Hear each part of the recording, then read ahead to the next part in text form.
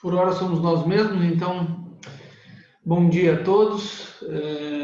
Terça-feira, 14 de abril de 2020, ainda em isolamento social. Espero que todos estejam bem, todos com saúde, que os seus também estejam bem e que continuemos nos cuidando.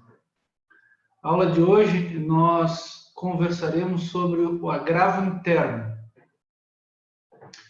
Novamente relembrando, estamos analisando os recursos em espécie, cada um dos recursos em espécie no processo civil, e a aula de hoje é destinada ao agravo interno. O agravo interno está previsto no artigo 1021 do Código de Processo Civil. 1021 do Código de Processo Civil.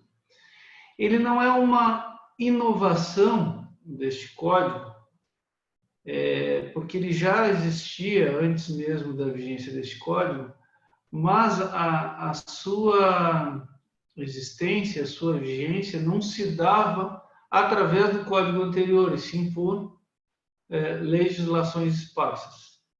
Então,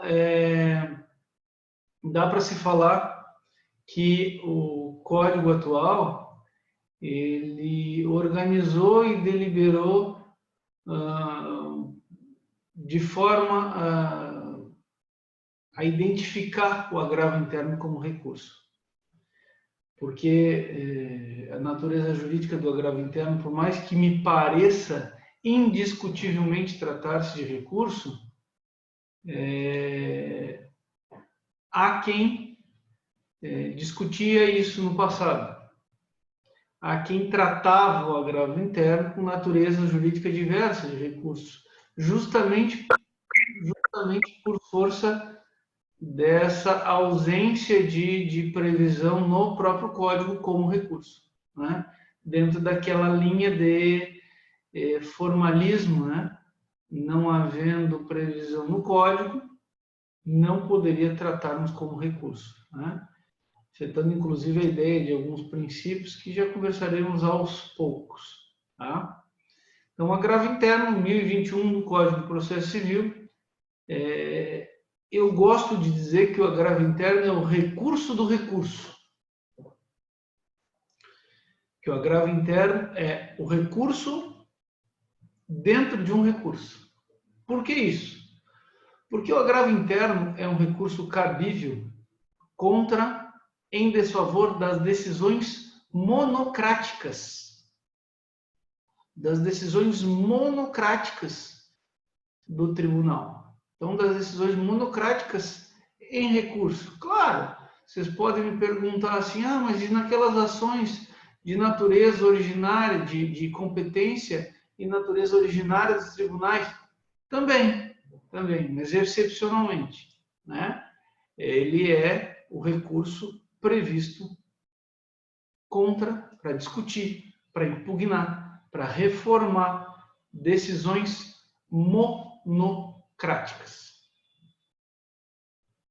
Então, o agravo interno, ele é o recurso cabível contra uma decisão do relator que não admite o recurso. Por exemplo, o agravo interno é o recurso cabível contra a decisão do relator que delibera sobre um determinado efeito, que aceitam um efeito suspensivo ou que negam um efeito suspensivo, por exemplo, só a título de curiosidade. Então, o agravo interno é o recurso cabível contra a inadmissibilidade de algum recurso por decisão monocrática, é o recurso cabível em desfavor de decisão monocrática na aplicação de efeitos aos recursos. Mas também ele é cabível, isso tudo previsto no 1021, mas também ele é cabível quando, e isso é uma modificação do código, uma daquelas modificações que aconteceram durante a vacância do código. Estão lembrados que nós já conversamos sobre isso, Nosso Código de Processo Civil sofreu alteração durante a vacância, ou seja, enquanto ele aguardava a sua entrada em vigência, o Código sofreu uma alteração com relação à admissibilidade dos recursos especial e extraordinário que nós não vamos analisar ainda, certo? Ainda não iremos analisar. Mas, só para que não deixemos passar, o agravo interno também é o recurso cabível contra a decisão que nega a admissibilidade do recurso especial ou do recurso extraordinário por enquadrar em matéria de recurso repetitivo.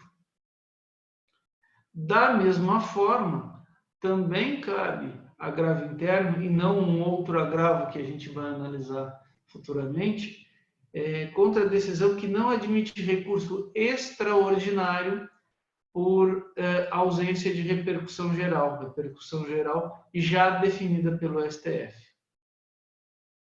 Então vamos lá. Quais são os casos e as situações de cabimento do agravo interno? Decisões monocráticas. Decisões monocráticas dos tribunais. Quais são essas decisões monocráticas dos tribunais, Leonardo? Inadmissibilidade dos recursos, atribuição dos efeitos aos recursos, inadmissibilidade do especial e do extraordinário quando tratado de matéria repetitiva e inadmissibilidade do extraordinário quando tratado de ausência de repercussão geral já assim decidido pelo STF. Essas duas, não pelo 1021, essas duas últimas hipóteses de cabimento do agravo interno, não pelo 1021, mas pelo artigo 1030, parágrafo 2º do Código de Processo Civil. Tá? Mas qual é a história do agravo interno? Só para a gente se situar. O agravo interno, na verdade, ele era um recurso previsto nos regimentos internos dos tribunais. Isso era uma grande porcaria, porque foge, inclusive, da ideia de alguns princípios, né, processuais. Né? Não é o código, o princípio da taxatividade, por exemplo, não é o código que está determinando qual é o recurso cabível contra uma decisão, e sim o agravo interno, e sim o regimento interno de cada tribunal.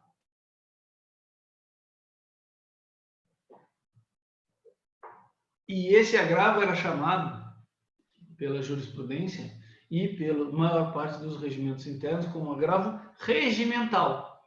Justamente por estar previsto no regimento interno do tribunal, ou daquele tribunal. Além do problema com o princípio da taxatividade, essa regra de previsão do agravo regimental no regimento interno do tribunal gerava um outro problema, que era o problema de unificação, de ausência de unificação. Né? Por quê? Porque se ele estava previsto, se ele não estava previsto no código, né? E se ele estava previsto apenas e tão somente em cada regimento interno, nós estamos dizendo que o prazo, por exemplo, poderia se alternar a depender do tribunal em que nós estivéssemos recorrendo. E sim, isso acontecia.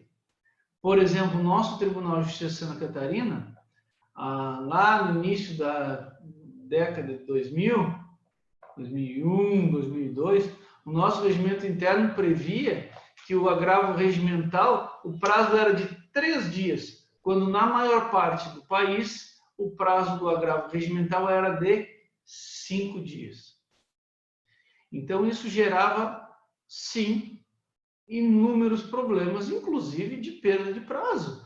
O advogado que está acostumado a trabalhar em outro tribunal não se atenta a analisar o regimento interno do Tribunal de Justiça de Santa Catarina e ingressa no prazo que está o seu próprio sistema, o seu próprio previsão de prazo interno estava programada. Ele poderia, no caso, no passado, né, perder este prazo e ter um recurso extemporâneo ou intempestivo.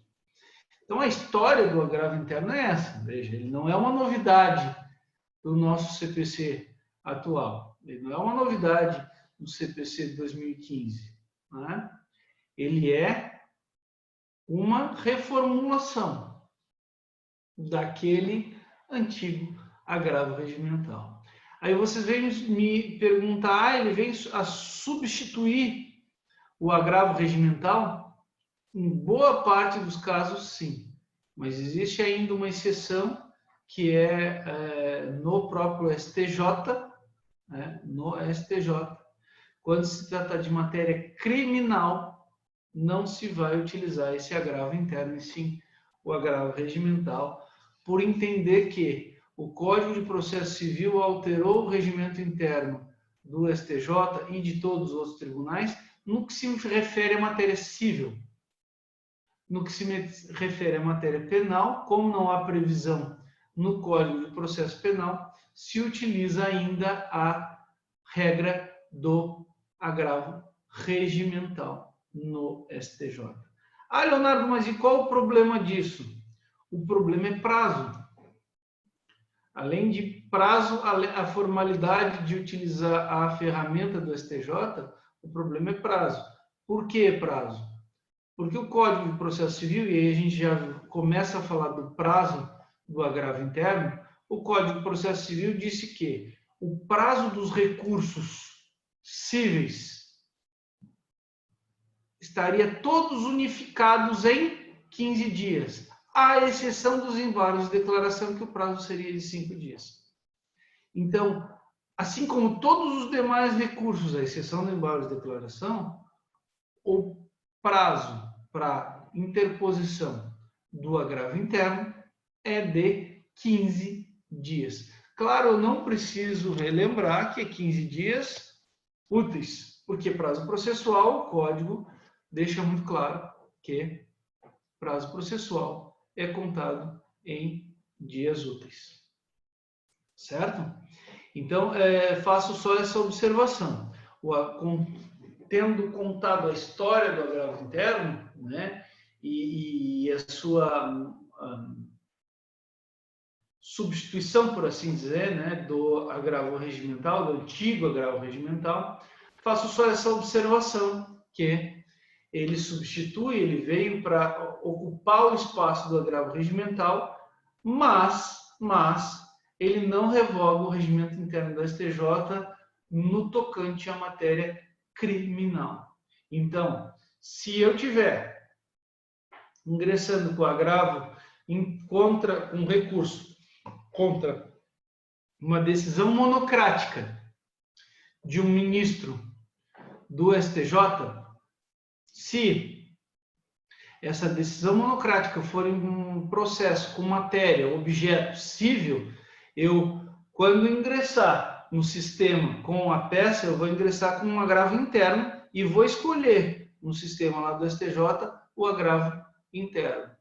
Ah, Leonardo, mas lá ainda tem a opção de escolher agravo regimental. É para os casos que, como nós dissemos, que o código não revogou o regimento interno do STJ. Então, se eu tiver no STJ que recorrer, estiver recorrendo de uma decisão monocrática de um ministro do STJ com matéria penal, matéria criminal, processo criminal, nós ingressaremos no prazo de 5 dias e não dos 15, ali com agravo regimental. E eu vou escolher a opção no site do STJ com agravo regimental, certo? É a única situação conhecida que o nosso Código de Processo Civil, ao trazer, né, para a sua taxatividade, para o seu rol de recursos, o agravo interno, é a única situação que se sabe que o nosso Código de Processo Civil não revoga os agravos regimentais previstos nos regimentos internos dos tribunais pelo Brasil afora. É o agravo regimental em matéria criminal no regimento interno previsto no regimento interno do STJ. Tranquilo isso? Sim? Então, o cabimento e prazo, tranquilo, tendo explicado a lógica da sua história. Sim ou não? Me deem um sinal de vida, um sinal de fumaça para eu saber se posso evoluir.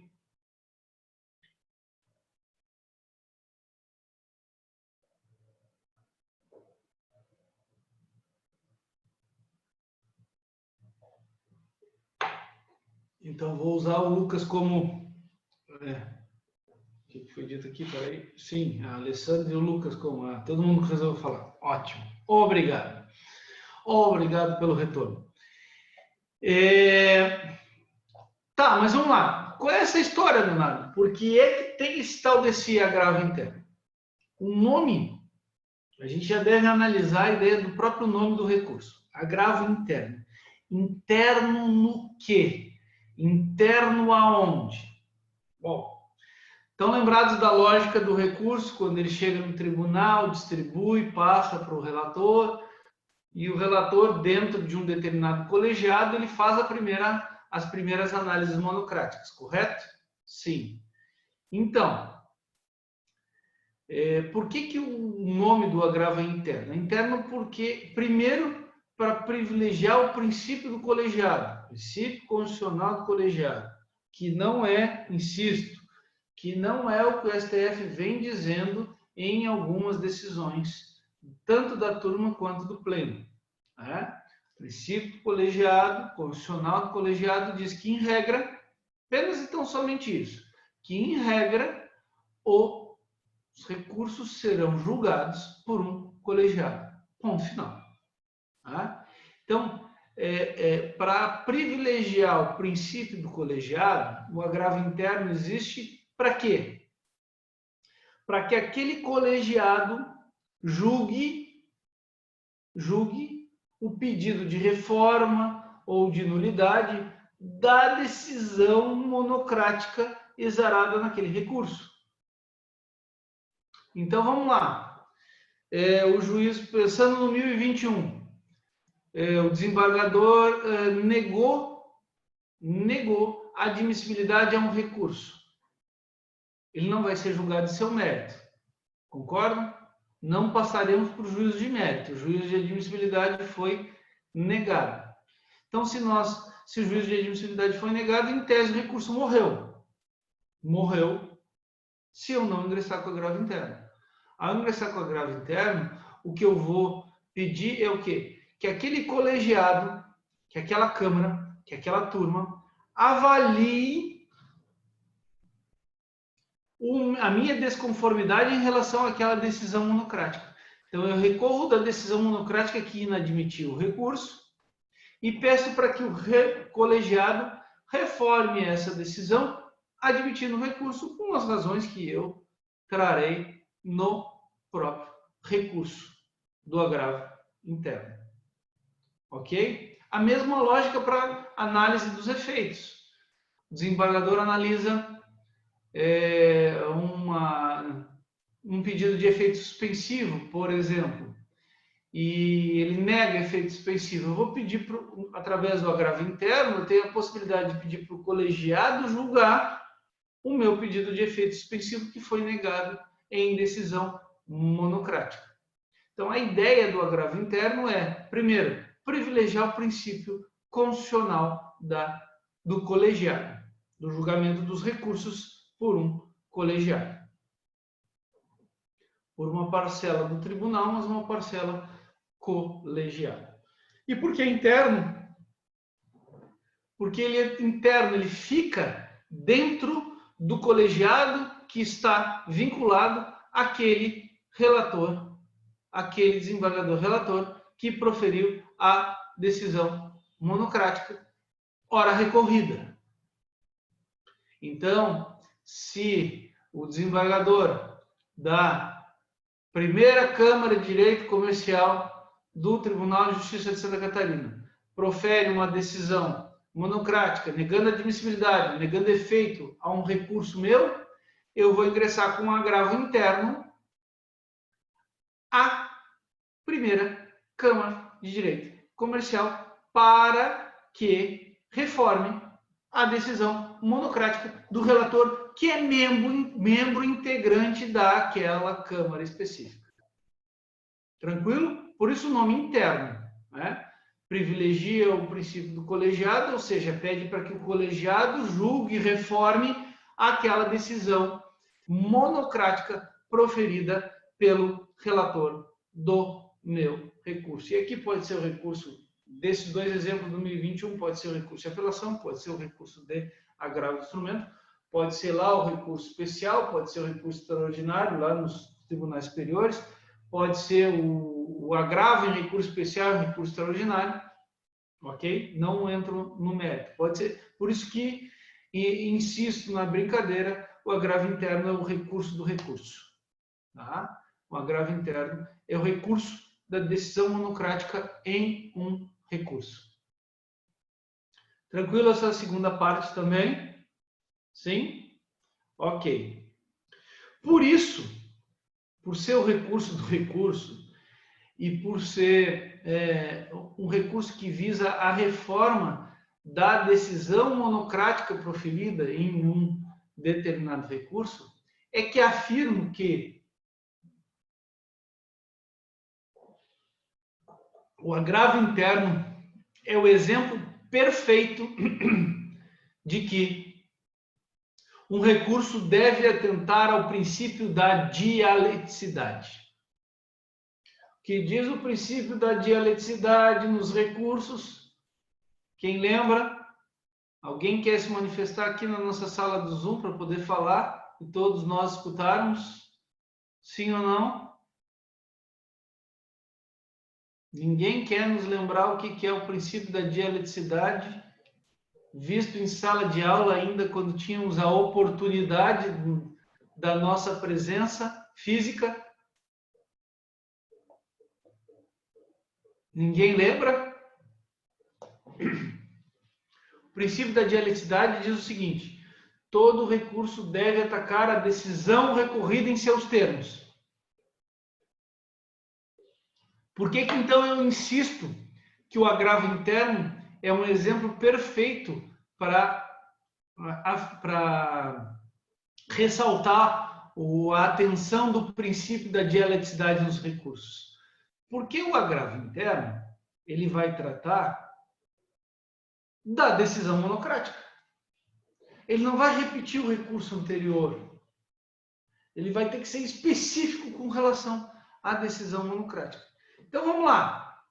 O que diz o 1021? Vamos falar primeiro do 1021. Quais são as 3 hipóteses de decisão monocrática atacáveis pelo 1021? De decisões monocráticas em recursos atacáveis pelo 1021. Primeira, inadmissibilidade dos recursos. Segundo, atribuição de efeitos. Negativa ou atribuição direta de efeitos aos recursos. Terceiro, julgamento dos recursos. Lembra que os recursos devem ser julgados por um colegiado, mas eles podem excepcionalmente, por exceção do código, trazer o julgamento monocrático, negando ou dando provimento a um determinado recurso. Pois é, essa decisão também é recorrível, também é atacável através do agravo interno. Todas elas previstas no 1021. O que diz o princípio da dialeticidade no agravo interno com relação a essa decisão e com relação ao tocante do recurso em si? Ele diz que ele vai explicar por quê, no caso da inadmissibilidade do recurso, ele vai explicar por que o recurso deve ser admitido. Por que a decisão monocrática deve ser reformada e o recurso deve ser admitido? No caso da atribuição de efeitos, o que o recurso do agravo interno vai fazer é pedir para que o colegiado atribua um determinado efeito que foi negado, explicando por que aquele efeito deve ser atribuído. Se porventura o recurso foi julgado monocraticamente em seu mérito, dando ou negando provimento, pouco importa, utilizando os aquelas exceções lá do 936. É possível? É possível. O agravo interno vai fazer o quê? Ele vai explicar por que é que aquela situação, aquele recurso e a matéria daquele recurso não se enquadravam nas exceções da possibilidade do julgamento do mérito do recurso em decisão monocrática. Ou seja, o agravo interno, como todos os demais recursos, vai atacar a decisão recorrida em seus próprios fundamentos. Por isso que eu afirmo que o agravo interno é o exemplo perfeito para a aplicação ou para a atribuição ou para o respeito do princípio da dialeticidade nos recursos. Porque ele não vai repetir os termos do recurso de apelação ou dos termos do recurso de agravo de instrumento que, porventura, venham a ter sido apresentados no tribunal. Não! Ele vai atacar tão somente a decisão monocrática e o porquê. O recurso deve ser admitido, o efeito deve ser atribuído, ou então não se enquadraria nas exceções de julgamento monocrático, e sim de julgamento colegiado. Isso é afirmar que o agravo interno deve respeitar o princípio da dialeticidade. O agravo interno deve atacar a decisão monocrática recorrida. Como todos os demais recursos, mas no agravo interno isso fica talvez mais latente, mais pungente. Tranquilo isso? Tranquilo o princípio da dialeticidade no agravo interno? Isso é importante. Isso é bastante importante. A gente vê diversos colegas simplesmente repetindo o recurso que teve um efeito negado ou que foi inadmitido e repete o recurso no agravo interno. Está tentando o princípio da dialeticidade? Não. Um recurso assim não deveria sequer ser conhecido por ausência da adequação formal, a ausência do respeito ao princípio da dialeticidade, por não atacar a decisão recorrida. Certo isso?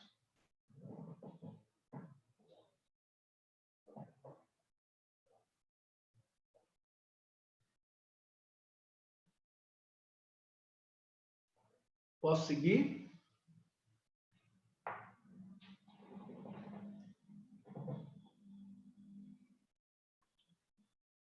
Sim, estão me perguntando se hoje eu não tenho a caneca do Shrek. Não, estou no escritório, estou tomando água nos copos mesmo, normais. Sim. Não tem a mesma graça, mas faz parte. Ok? Então, seguindo. Não havendo nenhuma interpelação, vamos seguindo a nossa aula. Quais são os efeitos que podem estar atrelados ao nosso agravo interno? Primeiro, o efeito devolutivo, acho que claro, não é? Eu entrego ao colegiado, não é? A discussão com relação àquela decisão monocrática para que ela venha a ser reformada, ao menos os meus pedidos são esses, que ela venha a ser reformada. E eu evito com isso, né? Eu evito com isso o trânsito julgado. Alguns vão dizer que esse seria o obstativo, mas deixa quieto o obstativo para lá. O efeito devolutivo, claro, é previsto automaticamente ao agravo interno, como é nos demais recursos, certo? Efeito suspensivo. O agravo interno tem efeito suspensivo? Não. O agravo interno não tem efeito suspensivo automático. Seja porque ou a inadmissibilidade dos recursos ou um efeito atribuído, não há que se falar em suspensão da ordem, suspensão da regra, suspensão da decisão em si, que é isso que o efeito suspensivo no recurso né? Ele suspende alguma ordem conferida, ele suspende a decisão recorrida em seus termos, né? Então, ele não é automático, ele não se trata de um efeito que estará automaticamente vinculado ao recurso. No entanto, duas observações precisam ser feitas, né? A primeira delas é que se o recurso que está com a decisão monocrática sendo recorrida por força do agravo interno, se naquele recurso foi atribuído efeito suspensivo, nada muda. O agravo interno não vai ter o condão de afastar o efeito suspensivo já atribuído, certo? Mas vejam, não é o agravo interno que está recebendo a atribuição de efeito suspensivo e que está suspendendo a decisão recorrida. Não. Só o fato de ter recorrido pelo agravo interno não altera o efeito suspensivo atribuído ao recurso, atribuído anteriormente ao recurso que ora se recorre, o qual ora se recorre da decisão monocrática. Certo? Então, a primeira observação é essa. Né? Não tem efeito suspensivo atribuído a ele automaticamente, não tem, mas se porventura ele recorrer o agravo interno, recorrer de uma decisão monocrática em um recurso que tem o efeito suspensivo atribuído, nada muda, permanece com o efeito suspensivo atribuído àquele recurso. Certo? E uma segunda observação extremamente importante é que sim, eu posso atribuir pela mesma regra subjetiva que nós já vimos tratando nas últimas aulas, nos recursos tanto do agravo instrumento quanto no embate de declaração, excepcionalmente, né? Mas é possível sim que no agravo interno seja atribuído efeito suspensivo se demonstrar a probabilidade do recurso e se porventura tiver um dano irreparável de difícil reparação através daquela decisão monocrática recorrida, certo? Eu posso atribuir efeito suspensivo ao recurso de agravo interno. Não é regra e não é comum, mas pode. Pode. Então, se for negado efeito suspensivo, vamos lá, uma perguntinha aqui via Instagram. Então, se for negado, vou ler a pergunta para todos, tá? Então, se for negado o efeito suspensivo quando chegar ao relator, interpondo o agravo interno, permanece sem efeito suspensivo até o julgamento do agravo interno? Sim. Sim, é exatamente isso. Mas eu posso, enquanto relator, se entender pelas razões do agravo interno que há um prejuízo, eu posso atribuir efeito suspensivo agora. Tá? Essa é a segunda observação que fizemos. Tranquilo, Lucas? Mas a primeira observação que fizemos é um pouquinho diferente. Se tiver atribuído efeito suspensivo, é a mesma coisa, só que a lógica é o contrário, porque o efeito suspensivo negado, nada muda. Ele permanece negado. Permanece a decisão recorrida, que vem sendo recorrida, ela permanece vigente, válida, tendo que ser cumprida. Tranquilo? Ok. O que me referia à primeira observação do efeito suspensivo no agravo interno é a seguinte, que se porventura tiver o efeito suspensivo atribuído lá, vamos dar um exemplo. Parte ingressou com uma ação, parte autora ingressou com uma ação pedindo retirada lá dos órgãos de proteção do nome dos órgãos de proteção ao crédito. E o juiz deferiu a antecipação de tutela. O réu agravou da decisão e pediu efeito suspensivo. Ou seja, enquanto o agravo de instrumento tem o seu trâmite, que eu, réu, não precise cumprir com a decisão, ou seja, suspenda os efeitos da decisão recorrida. Tranquilo? O desembargador relator recebeu o recurso de agravo de instrumento e deferiu o meu efeito suspensivo, o meu pedido de efeito suspensivo, e atribuiu o efeito suspensivo ao agravo de instrumento. Estão acompanhando o recurso até aqui? A parte autora, ao ser intimada dessa decisão monocrática que defere o efeito suspensivo no agravo de instrumento, o que ela faz? Agravo interno. E diz, eu não concordo desse efeito suspensivo atribuído. O que o colegiado vai discutir? Se o efeito suspensivo deve ou não permanecer no agravo do instrumento. Porém, até o colegiado julgar o mérito do agravo interno, o efeito suspensivo permanece. A decisão, lá da ponta, permanece suspensa. Permanece não tendo que ser cumprida. Ok? Não sei se me fui claro. Se me fiz claro com a dúvida. Lucas, com a palavra.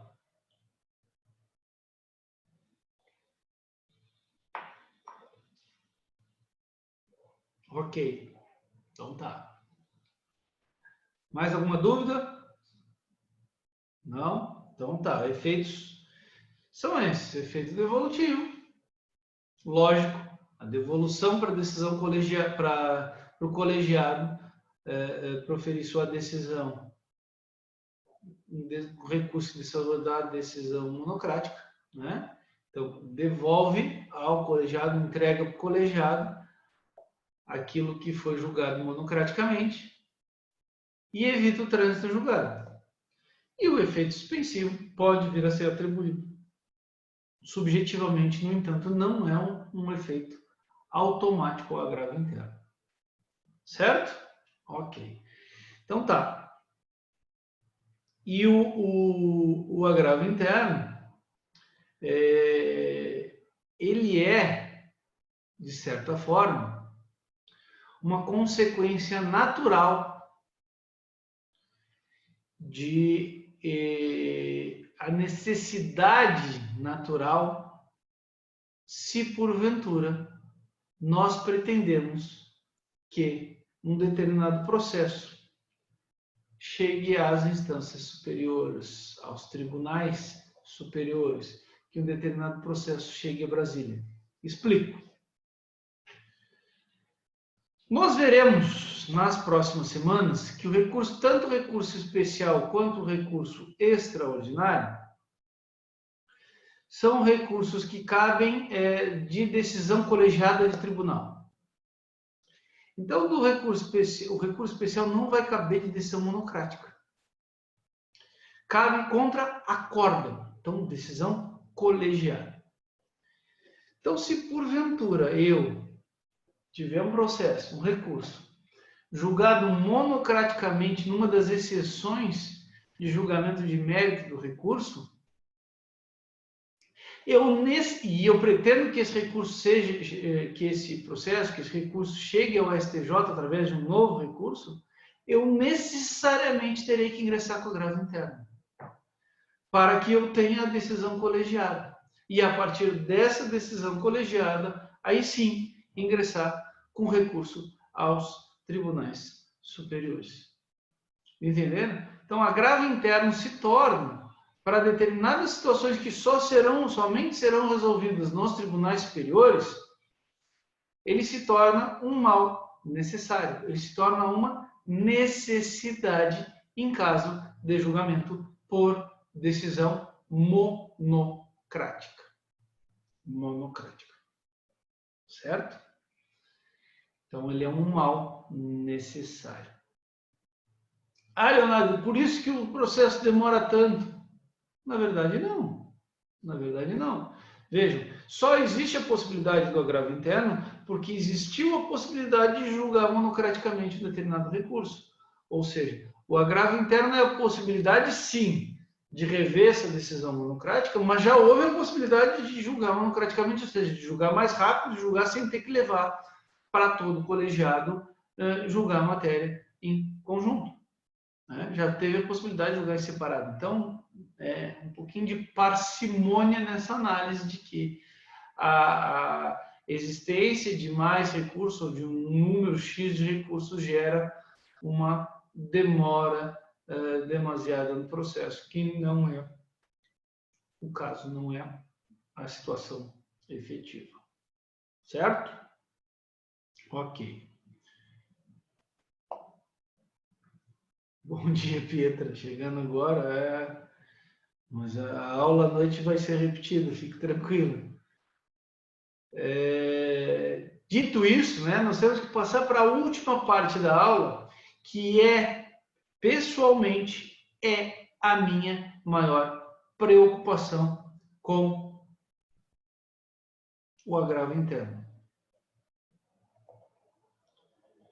Qual é a minha preocupação com o agravo interno? A minha preocupação com o agravo interno é o que diz no artigo 1021, parágrafo 4º do Código de Processo Civil. O que diz esse parágrafo 4º do 1021? Ele diz que se o recurso do agravo interno foi por unanimidade entendido como manifestamente improcedente, aplicar-se-á, ou seja, ele não está dizendo que pode ser aplicado, ele está dando um comando, aplicar-se-á multa de 1 a 5% sobre o valor da causa. Veja, se o recurso for por unanimidade considerado manifestamente improcedente, que claramente é improcedente, deve ser aplicada uma multa de 1 a 5% do valor da causa. Qual é o problema disso, gente? O problema disso é justamente o que a gente acabou de conversar. Tem uma determinada matéria que o tribunal entende assim, eu sei que se eu levar ao STJ eu tenho uma possibilidade grande de alteração, em função de ainda não uma uniformização da jurisprudência, em função de ainda não haver uma vinculação por parte de decisões do Supremo ou do Superior Tribunal de Justiça, eu entendo que é cabível a subida desse recurso para Brasília para que eu tenha a alteração do mérito desse recurso. Então, nós vimos que, se assim for, nós vimos que o agravo interno, se aquele recurso for julgado monocraticamente, ele é uma necessidade. Por mais que aquele tribunal que esteja a julgar o agravo interno entenda que ele seja manifestamente improcedente. Ou seja, uma necessidade do ciclo processual, o código determina que seja aplicada a multa. Entenderam? Então, essa multa do parágrafo 4º do 1021, ela é uma multa bastante controversa, né? Bastante contraditória. E a minha leitura do código é clara no sentido que a multa deve ser aplicada, apesar de não concordar com a sua aplicação.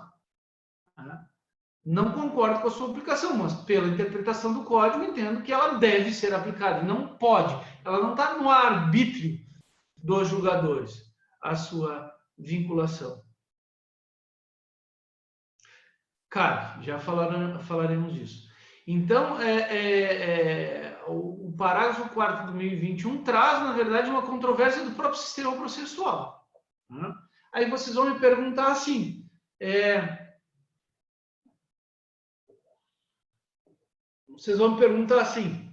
tá, mas ela é aplicada em todos os casos? Não. Não. O que acontece na maior parte dos casos é que se julga negando provimento ao recurso de agravo interno, sem considerá-lo manifestamente improcedente, por mais que eles considerem para não aplicação da multa. Certo? Eu vou só terminar a ideia e eu tenho duas perguntas aqui, tá? Só para que vocês não pensem que eu não irei respondê-los, tá?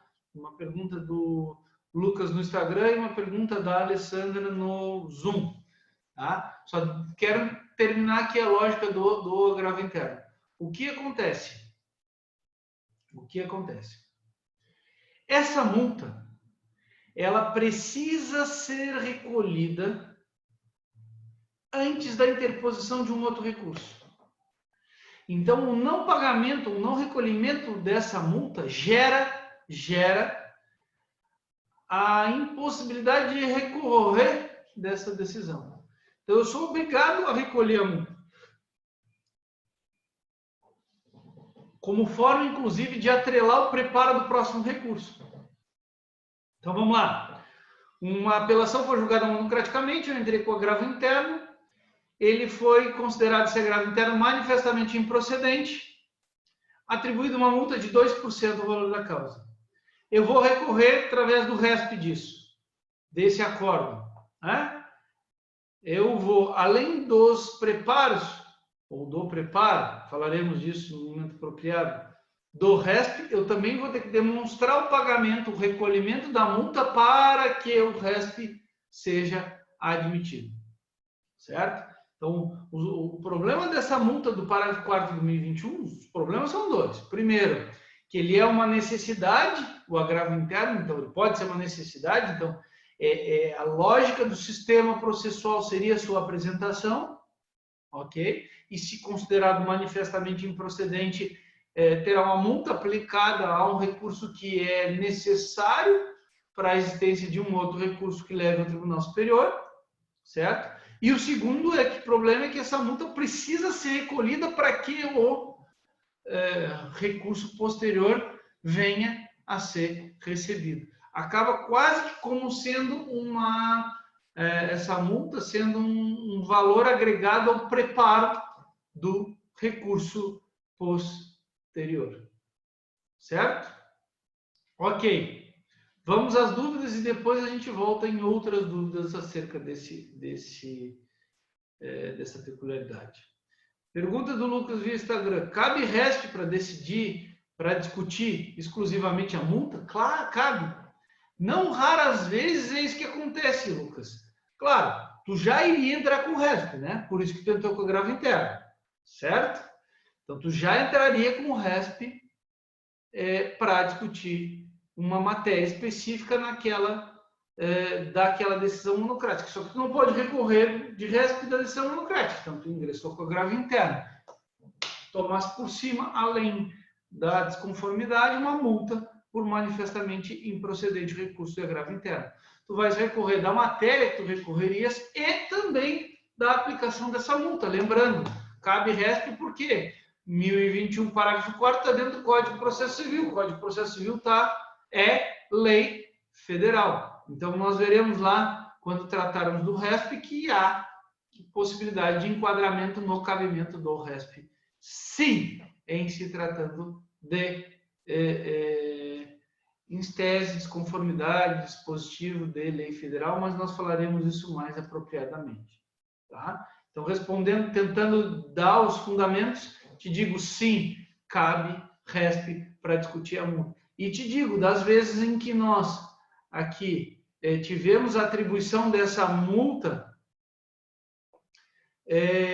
nós recorremos da matéria que tínhamos que recorrer, recorremos também da multa e 100% das vezes o STJ reformou a decisão no tocante à multa, entendendo que era cabível a subida do recurso, então entendeu que a multa era incabível e o entendimento lá de manifestamente improcedente. Sim, o valor é devolvido. Não, o preparo sempre se perde, né? Mas a multa eu posso requerer o seu reembolso. É uma piada de mau gosto, né? Até o tempo que se leva, sim, mas eu consigo o reembolso do recolhimento prévio dessa multa, tá?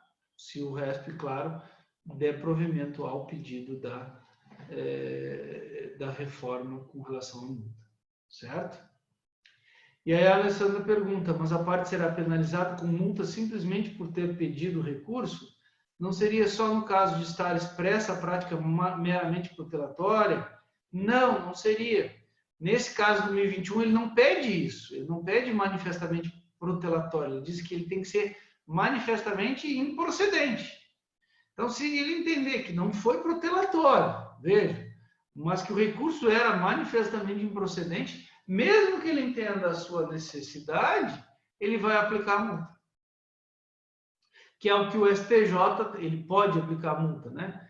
Por mais que o código diz que ele aplicará, por mais que o código diga que deveria ser aplicado, sob minha interpretação, na prática a jurisprudência tem sido no sentido de bem flexível, né, nessa aplicação.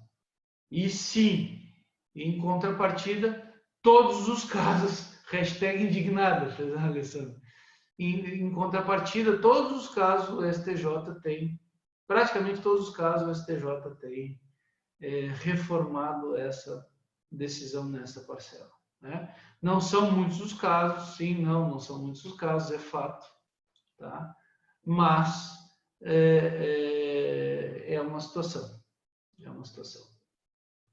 tá? Tranquilo? Eu estou satisfeito com a matéria, né, do agravo interno, era isso. Mas, assim, satisfeito com as perguntas, gostei da interação hoje, né? É bem isso mesmo, temos que utilizar as ferramentas para tal. Mas fico à disposição de vocês. Quem quiser abrir o microfone, quem quiser...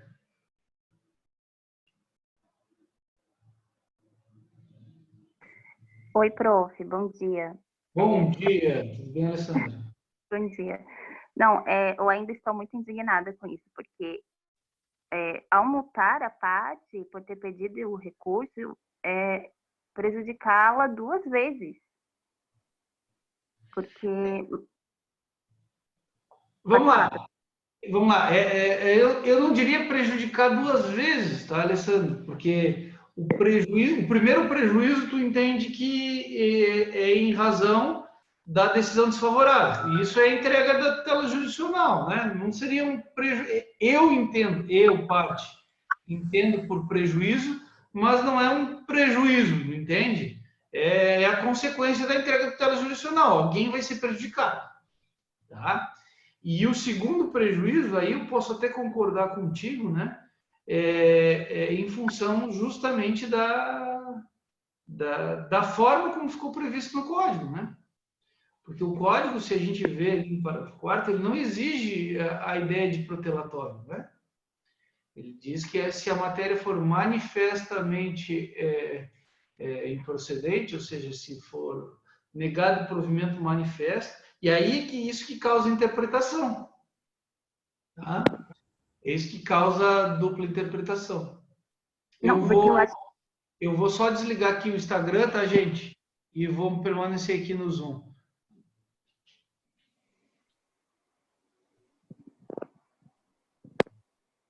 Deu. Por favor, Alessandra, continuemos. Não, nesse caso, o relator ele não pode decidir se aplica a multa ou não. Ela é uma consequência legal, está expressa ali no parágrafo 4º. Então, ele não pode ser op legis. Então, não tem uma mitigação ali. Eu entendo que não, tá? Mas o que eles estão entendendo? Para flexibilizar justamente essa lógica, porque não tem lógica no sistema recursal aplicar multa em todos os casos, né? O que eles entendem? O que eles estão entendendo? Eles estão flexibilizando esse conceito de manifestamente improcedente. Não é que eles estejam flexibilizando o código, né? Eles estão flexibilizando o conceito de manifestamente improcedente. E só estão, em sendo o caso, negando provimento ou agravo interno, sem dizer que ele é manifestamente improcedente, para fugir da necessidade de aplicação da multa. Porque, concordo, pela leitura do código, a multa é uma consequência, não é uma possibilidade. Ok, professor. Obrigada. Mas esclareceu? Sim, né? Mas a indignação ainda continua. Continuamos. Então, somos solidários na indignação, mas sim. Porque mas veja, não acontece na maioria dos casos, tá? Por conta dessa flexibilização jurisprudencial do que seria um manifestamente improcedente. Isso deixa o advogado coagido. Assim, vejam, que ele está limitado a uns 5% do valor da causa, mas dependendo do valor da causa, é um valor alto, gente. Né? E eu tenho que recolher para recorrer. Né? E assim, os exemplos que eu tenho, e aí não são muitos os exemplos que eu tenho, né? Mas os exemplos que eu tenho de reembolso administrativo nos tribunais de justiça, a demora é absurda, porque não é foco, não é atividade fim, né? Não é atividade fim, então a demora é absurda, assim. Média aqui do tribunal dos casos, faz algum tempo que não tem, né? Mas média dos casos aqui em Tribunal de Justiça era de 1 ano para fazer o reembolso. E já tive casos de outros tribunais que nós deixamos o processo e o pedido não tinha, de reembolso não tinha sido ainda contemplado e nós deixamos o processo, deixamos de atuar no processo. Mas quem tinha antecipado o valor não tinha sido a parte, tinha sido o escritório. Então, a demora não é atividade fim, né? Então, é um pequeno problema, sim, do nosso sistema recursal, que deve-se ficar atento, sim, seja para o manejo do outro recurso, ou seja até para o próprio, no próprio trato do recurso do agravo interno. Ok, professor, obrigada. Nada. Se ninguém tem algo mais a tratarmos, né, eu encerro a nossa aula de agravo interno por aqui, dizendo que hoje à noite, nós faremos aula novamente. Me despeço de vocês